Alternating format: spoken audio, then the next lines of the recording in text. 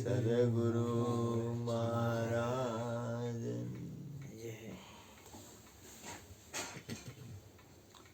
બ્રહ્માનંદમ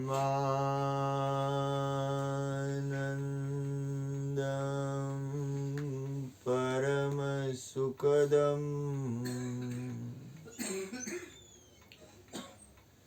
કેવલમ જ્ઞાનમૂર્તિમ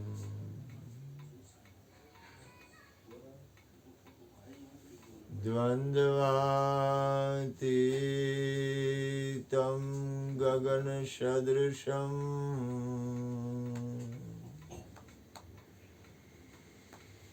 તત્વમસ્યાદિલક્ષ્યમ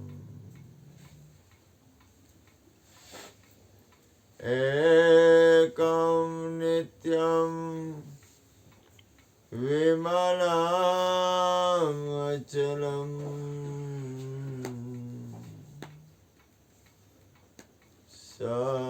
સર્વધી સાક્ષીભૂતમ ભાવાતીતમ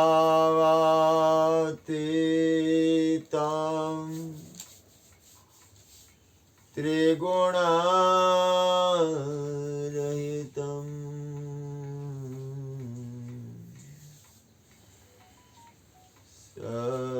સદ્ગુરુ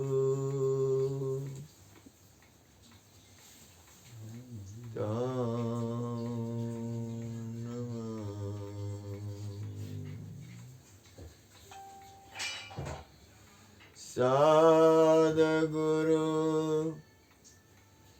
તમ નમામિ સદ્ગુરુ તમ નમામિ પ્રગટ ગુરુ હરિહર જીવન ઘટો ઘટ બોલનહાર લાડલે લાલ કહે હું અને મારું તજે તું મળે નહીં તારનાર મેરા મુझ में कुछ नहीं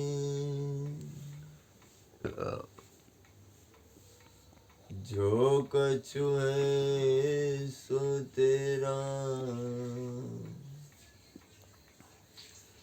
तेरा तुझको सौंप दिया अब क्या लगे बोलिए सद्गुरु મહારાજની મનુષ્ય જીવન આપણને મળ્યું છે, એમાંય આપણને સત્સંગ પ્રાપ્ત થયો છે સદગુરુની કૃપાથી. થોડુંક કોઈ પણ જાતના સ્વાર્થ વગર, આ તો મારી વાત કરું છું, હું વાત કરું છું ગુરુ કૃપાથી મારી, બીજા કોઈને હું કઈ ઓલું નથી કરતો. કોઈ પણ જાતની માલિકી વગર, કોઈ પણ જાતની લાલચ વગર પોતાના આત્માના કલ્યાણમાં સ્થિત કેમ થવું?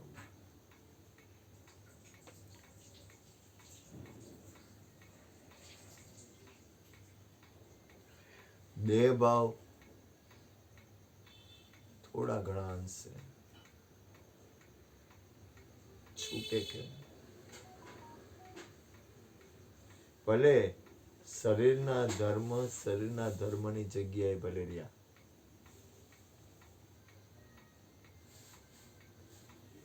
કિશોરભાઈ બેંકે જાય તો એને બેંકનો વ્યવહાર જેમ કરવાનો હોય એમ જ કરે. કાનો કારખાને જાય તો કારખાનાના કામકાજ જે રીતે કરવાના હોય એ રીતે જ કરે. મારી રસોઈ કરતી હોય તો એ રસોઈ જે રીતે કરવાની હોય એ રીતે જ કરે. પણ અંદરથી પોતે એનાથી અલગ છે, અથવા એ જે કઈ ક્રિયા છે એનાથી પોતે એ ક્રિયાથી ક્રિયા જે કઈ બને છે એનાથી પોતે અલગ છે એવી યાદી રહે. કારણ કે મનુષ્ય જન્મમાં ભજન કરવાનું કારણ શું? સત્સંગ કરવાનું કારણ શું? આ બધા મહાપુરુષો ભજન કરે છે છેલ્લા શ્વાસ સુધી. શું કામ કરે છે? શું જોઈ છે? શું કામ? તમામ મહાપુરુષોએ તમે કોઈ એવો એક એવો મહાપુરુષ બતાવો જેને છેલ્લા શ્વાસ સુધી ભજન ન કર્યું હોય, સત્સંગ ન કર્યો હોય, કીર્તન ન કર્યું હોય, ધ્યાન ન કર્યું હોય, સ્મરણ ન કર્યું હોય. હું મહાપુરુષોની વાત કરું છું ગુરુ કૃપાથી. જેને પોતાના આત્મકલ્યાણમાં ધ્યાન છે, જેને પોતાના જીવનને સાર્થક બનાવવું છે,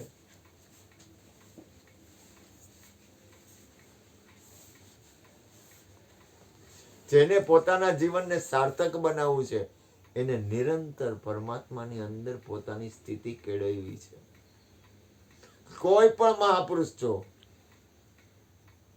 કોઈ પણ સંત જુઓ, કોઈ પણ ભક્ત જુઓ, એને કોઈ પણ ગુરુપદ વાળા જુઓ, એ લોકો નિરંતર, હમણાં કાલે ગોરધનભાઈ કદાચ બોલ્યા હતા, કોણ ખબર નહીં, રામભદ્રાચાર્યજી કોણ બોલ્યું મને યાદ નથી, એ એક દિવસમાં 2 લાખ રામ મંત્ર કરે છે. તમે બોલ્યા હતા? ગોરધનભાઈ બોલ્યા હતા, એક દિવસમાં 2 લાખ રામ મંત્ર. ડેટિંગ કરો ને કે આવડું બધું શરીર. હા, એને કે પૂછવામાં હું પૂછ્યું, નરેન્દ્ર મોદી કે આટલું બધું શરીર વધી ગયું તમે થોડું ઘટાડો એમ. તો કે હું રોજના 2 લાખ રામ નામ મંત્ર જાપ કરું છું, કથા કરું છું, મારી પાસે સમય જ નથી, મને ખ્યાલમાં નથી શરીર આટલું છે. એ કે મને ખ્યાલમાં હોવું જોઈએ ને મારી પાસે શરીર છે એમ. તમે વિચાર કરો, શરીર ઘટાડવા માટે શરીર ઘટાડવાનો સમય તો હોવો જોઈએ ને. તમને એક વાત કરું, તમે તમારા, આજે હું તમને કહું, એક વસ્તુ કહું, પોતાના આત્મકલ્યાણમાં તમારા માટે શું સમય છે ધ્યાન આપજો. તમારું ભેગું એ જ આવશે, બીજું કઈ નહીં આવે. આજે હું રામભદ્રાચાર્યજીની એકની વાત નથી કરતો, એ કેવડી એની અંદરની સ્થિતિ છે. આંખ નથી અને કેટલી ભાષા, કેટલી એની અંદરની અલૌકિક વસ્તુ છે, બોડીગાર્ડ, કેટલી અલૌકિક ચીજ. હું તમને કહેવા માંગુ છું કે આખો સંસાર છે ને, સંસાર, દાખલા તરીકે તમે સંસારમાં રાચો રહ્યો, પણ સંસાર તમારું શરીર છૂટશે ને એટલે પૂરો થઈ જાય. સંસારમાં તમે ગમે એટલું રાચશો ને એટલે તમારું શરીર છૂટી જાય ને સંસારનું પૂરું થઈ ગયું, અહીંયા મીંડું વળી ગયું. પણ તમે જે ભજન કર્યું હશે ને, તમારા આત્માનું કલ્યાણ કર્યું હશે ને, તમે જે સત્સંગ કર્યો હશે ને, તમે જે કીર્તન કર્યું હશે, તમે જે ધ્યાન કર્યું હશે, તમે જે સ્મરણ કર્યું હશે ને, એ તમારું.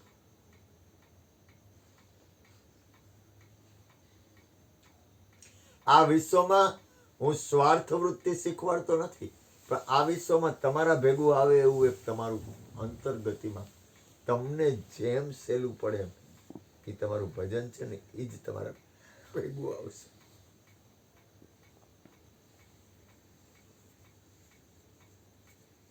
કબીર સાહેબ માડીએ ગાયું, ખાક મેં કપી જાના બંદા માટી સે મિલ જાના, થોડા કરો અભિમાન એક દિન પવન સે ઉડ જાના, એક દિન મિટ્ટી સે મિલ જાના.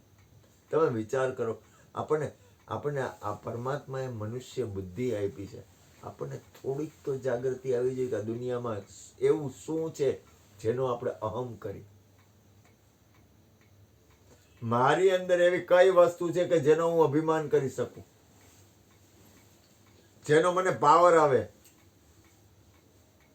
આ દુનિયામાં ભલે મારો નાથ લાજ રાખે, પણ કબીર સાહેબને એક ભજન છે, ક્યા ગુમાન મારી જાતને જ સમજાવતો હોઉં. મારું ધ્યાન મને સમજાવવામાં વધારે હોય. કરના બે मिट्टी से मिल जाना क्या गुमान करना मिट्टी खोद कर महल बनाया गवार कहे घर मेरा मिट्टी खोद कर महल बनाया गवार કહે ઘર મેરા. આપણને એમ છે કે આપણું શરીર એ આપણું છે. ના ઘર તેરા, આ શરીર જ ઘરની વાત કરે, આ ઘર આપણું નથી. ના ઘર તેરા ના ઘર મેરા જૂઠી હૈ चिड़िया रैन बसेरा क्या ગુમાન. એટલે ચિડિયા રેન બસેરા એટલે હું શમશાન ઘાટ જવાનું છે, બાકી કઈ છે જ નહીં. તમે અંદરથી જો મિટ્ટી ખાના મિટ્ટી પીના મિટ્ટી કરના ભોગો. મિટ્ટી સે કબીર સાહેબની આંખ હતી ને એની અંદર એને આખું વિશ્વ છે ને માટીનો ઢગલો જ દેખાણો. એ પ્રજ્ઞા ચક્ષુ છે. નવરા અગિયાર તો ઓવારના લાકડા હોય ને, મૈત ભરગાય હોય, પછી બળી ગયા હોય, આમ તાંચના આવ્યા ને એટલે કે અહીંયા આને આંખ્યા દેખે છે, આ નવરાવી દો ને હાલે એમ થાય. મેં કોમમાં ના આવ્યું તો એને ખબર પડી ગઈ. એટલે અહીંયા હોવાના લાકડા છે, કામ નવરાવા આ મંદિર લઈ જાઓ એ કે આ તો દેખાય જ બધું. તમે એક વસ્તુ યાદ રાખજો, જે ભજન કરતા હોય, હું તો મને તો પકડતા નહીં, મને ન પકડતા ગોરધનભાઈ. મારી અંદર તો કોઈ માલિકી નથી ને મારે માલિકી બનવું નથી, કરવું નથી. પણ તમે એક વસ્તુ યાદ રાખો, તમને એટલી ખબર નથી પડતી. એક વસ્તુ તમે એક સામાન્ય એવું ધ્યાન આપો કે તમારી પાસે તમારા સ્કૂટરનું પેટ્રોલ હોય તો તમે અહીં આવી શકો. તમારામાં સ્કૂટરમાં પેટ્રોલ ન હોય તો હાલવાની શક્તિ હોય તો તમે અહીં આવી શકો. બરોબર ને બાપા? ને તો તમે અહીં આવી શકો. તો એનો અર્થ એ થયો કે તમારે કાંઈ પણ કરવું છે તો તમારી પાસે એનું બેલેન્સ જોઈએ. એમ આત્મકલ્યાણનું બેલેન્સ નહીં હોય તો શરીર છૂટશે તો તમે શું કરશો? કઈ જોતું નથી. આ લાલચની વાત નથી, આ કોઈ લૌકિક બાબત નથી. અને આ છે ને જાદુ મંતર એ નથી કે આ એક દીમાં સંતો મહાપુરુષોએ કર શ્વાસા કી સમરણી કર અજંપા કા જાપ પ્રેમ તત્વનું ધ્યાન ધરી લે તો હરિ સોહમ આપા. આ નિરંતર કરવાનું છે. તમને તમારા આત્માનું કલ્યાણ, તમને ખ્યાલ આવવો જોઈએ કે સંસાર છે એ પરિવર્તનશીલ છે, એમાં ફેરફાર થાય જ. એક દિન જેવો દો દિન જેવો જીવો વરસ 50. કહે કબીર સુના ભાઈ સાધો તોય મરણ કેરી આશા. શરીર છૂટવાનું યાદ નથી રહેતું. એટલે માણસ બે ભૂલ કરે છે. એક તો પોતે કરતાપણું લે છે અને બીજું અભિમાન કરે છે. યુધિષ્ઠિરને મેં ઘણી વાર વાત કરી. યુધિષ્ઠિરને યક્ષે પૂછ્યું ધર્મરાજાએ કે આ વિશ્વમાં મોટામાં મોટું આશ્ચર્ય શું? તો કે દરેકને શરીર છોડવાનું છે પણ કોઈ યાદ નથી રાખતું કે મારું શરીર એક દી રાખ થઈ જાય. થોડું હું એવું નથી કરતો. તમે મહાનની કોઈ બહુ ઊંચી સ્થિતિએ પહોંચી જાઓ. તમને એક વાત કરું, જ્યારે તમને ખરેખર નક્કી થઈ જાય ને કે આ એક દી છૂટી જાય એટલે તમે હેઠા બેસી જાઓ. તમારી અંદર જેટલો અંદરનો થોડોક આમ તમને કંઈક હોય ને કે હું કંઈક છું, એ બધું નીકળી જાય, કાંઈ ન રહે. તમે આવો હેઠા નક્કી થાય તો, નહીતર નહીં. ભૂલ ન કરતા. મને તો એમ થાય કે આમાં આ દુનિયામાં કોક વાર મને કાયમ નથી યાદ રહેતી. મારે જ્યારે અંદરથી એવું વાતાવરણ મારી અંદર બને ને, મને એમ થાય કે આહા, હે માલિક તું લાજ રાખ. એટલે બને ત્યાં સુધી થોડુંક જીવનને પરમાત્માના ભજનમાં એવી રીતે લગાડવું કે જે આપણે જાગ્રત રીતે કરતા હોય. પ્રભુનું ભજન છે ને એ ખાલી આમ લૌકિક રીતે નથી કરવાનું, આપણી અંદર જાગૃત અવસ્થાથી.